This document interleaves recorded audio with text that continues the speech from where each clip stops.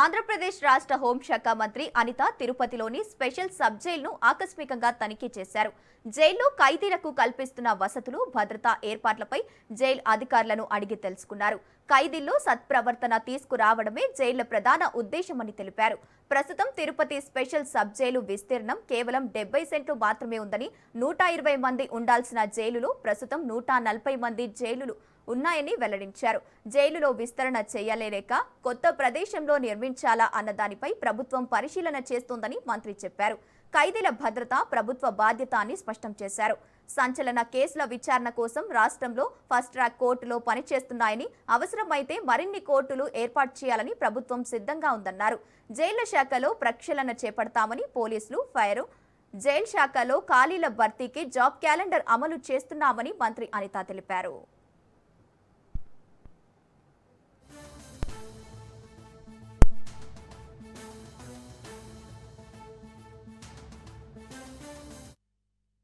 తర్వాత ఇప్పటికే 140 మెంబర్స్ ఉన్నారు. కెపాసిటీ ఆఫ్ 120, బట్ 140 మెంబర్స్ ఈరోజు ఇక్కడ ఉండటం, అందులోనే మనకి లేడీ ప్రిజనర్స్ కొంతమంది ఇక్కడ కూడా ఉండడం జరిగింది. అయితే వీళ్ళకి ఒక సపోర్టివ్గా కంపల్సరీగా ఒక మంచి జైలు మనం ఇక్కడ కన్స్ట్రక్ట్ చేయాల్సిన అవసరం ఉంది.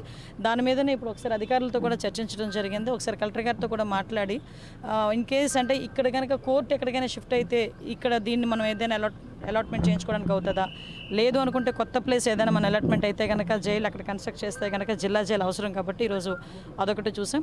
26 నుంచి 30 CCTV కెమెరాస్ పెట్టుకొని కంటిన్యూ మానిటర్ చేసుకొని ఎక్కడా కూడా వాళ్ళకి ఎటువంటి ఇబ్బంది కలగకుండా చూసుకోవాలి. అట్ ద సేమ్ టైం వాళ్ళు కూడా ఒక పరివర్తన రావాలి. గుడికి వెళ్తేనే మళ్ళీ వచ్చి దర్శనం చేసుకోవాలని కోరుకోవాలి.